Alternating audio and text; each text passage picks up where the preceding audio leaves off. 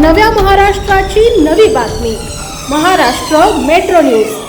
Worli BDD चाळीतील 2 पुनर्वसित इमारतींमधील 556 घरांचा ताबा गुरुवारी घर मालकांना देण्यात आलाय।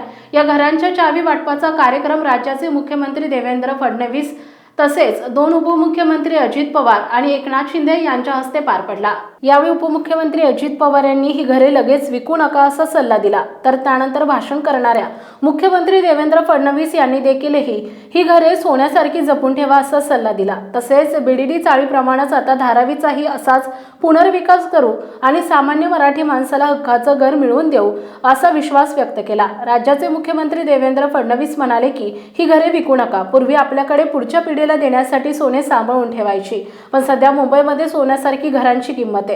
त्यामुळे पुढच्या पिढ्यांना काय द्यायचं, तर ही घरे आपल्या पुढच्या पिढ्यांना द्यायची आहेत असा विश्वास मनामध्ये ठेवा असा सल्ला त्यांनी यावेळी दिला। आज अतिशय आनंदाचा दिवस आहे। जे स्वप्न आपण पाहिले होते ते अखेर पूर्ण झाले। बीडीडी चाळीनं अनेक सामाजिक आंदोलने आणि चळवळी बघितल्या।